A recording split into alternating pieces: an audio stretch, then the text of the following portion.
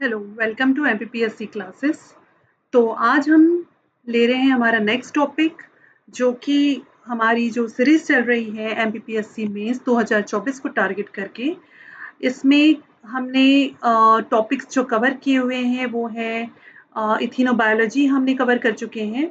और अब ये जो नए टॉपिक ऐड हुए हैं उसमें से आज हम उठा रहे हैं, हेडिंग है प्राचीन समय में आर्यभट्ट, वराहमिहिर, ब्रह्मगुप्त और भास्कर प्रथम द्वितीय खगोल शास्त्र में योगदान, प्राचीन और आधुनिक भारतीय वेधशालाओं से संबंधित प्रारंभिक जानकारी। In English, contribution in astronomy by Aryabhatta, Varamihir, Brahmagupta and Bhaskar first and second. Initial information of ancient and modern observatories. तो हम इसमें से आज उठा रहे हैं आर्यभट्ट, जिसके ऊपर क्वेश्चंस जो हैं 2 मार्कर या 5 मार्कर बनने की प्रोबेबिलिटी ज़्यादा है। तो शुरू करते हैं। देखिए, आर्यभट्ट के बारे में पहले बेसिक इंफॉर्मेशन समझ लीजिए। आर्यभट्ट का जीवन काल लगभग 476 ईस्वी से 550 ईस्वी तक के माना जाता है। मतलब life span is believed in it to have spent from approximately 476 centuries to 550 century. इनका जन्म जो है 476 सेंचुरी में कुसुमपुरा, जो आज का पटना है, वहां में हुआ था।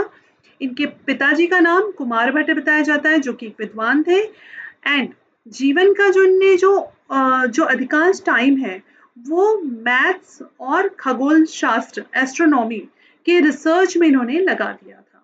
ठीक है।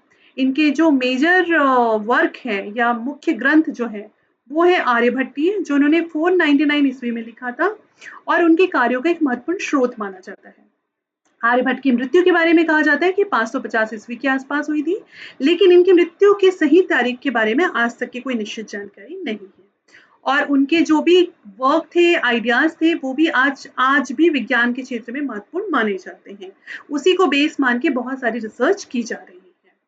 सो इसमें से हमको जो इम्पोर्टेंट चीज़ें वो हैं कि इनका birth and death, life span total, कहाँ पे इनका जन्म हुआ था, कुसुमपुरा, पिता का नाम कुमार भट्ट, गणित और खगोल शास्त्र। इट मीन्स इनका जो मैथमेटिक्स और एस्ट्रोनॉमी इनका मेन वर्क एरिया था। Aryabhatiya was written in 499। और इनके जो थॉट्स थे वो इनके मरने के बाद भी आज भी जो है बहुत ही एक डेफिनेट इंफॉर्मेशन हमको अवेलेबल कराते हैं।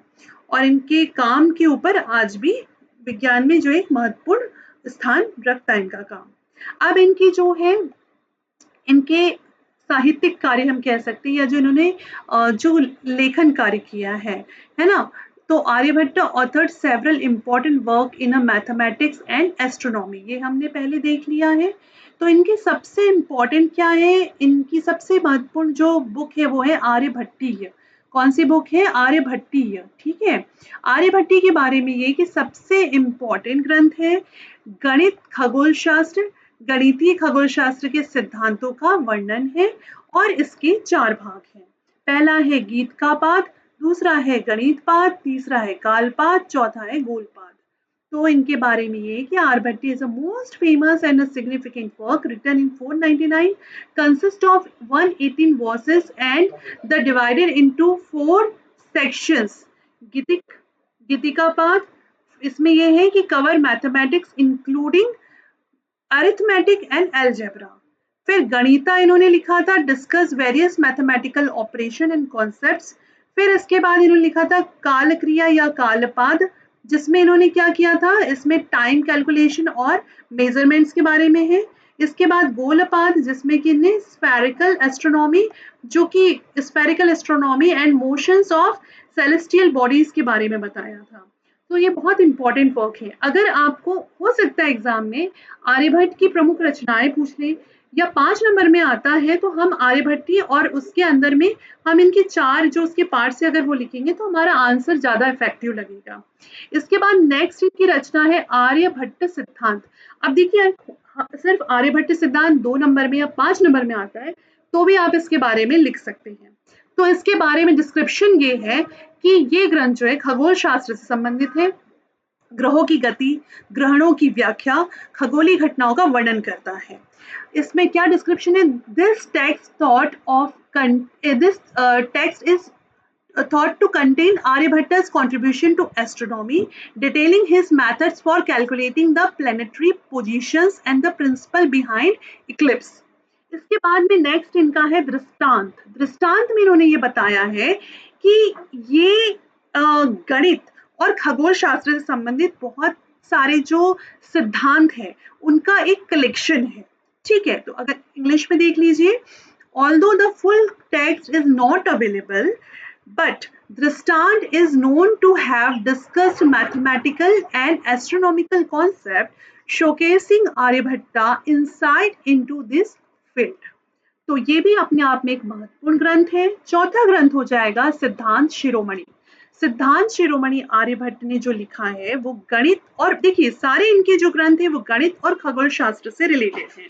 तो हम अगर हमें कुछ याद नहीं भी आ रहा है तो हम इतना तो जरूर उसमें मेंशन कर सकते हैं कि ये ग्रंथ जो है गणित और खगोल शास्त्र से संबंधित है और इससे संबंधित मजबूत सिद्धांतों को इसमें प्रस्तुत किया गया है। तो ये भी एक तरह से कॉमन लेमन आंसर आपका हो सकता है और इसमें कोई दिक्कत नहीं है लिखने में। तो इसमें विभिन्न सिद्धांतों को संक्षेप में प्रस्तुत किया गया है। ग्रहों की गति, अन्य खगोलीय घटनाओं का इसमें गणना शामिल है।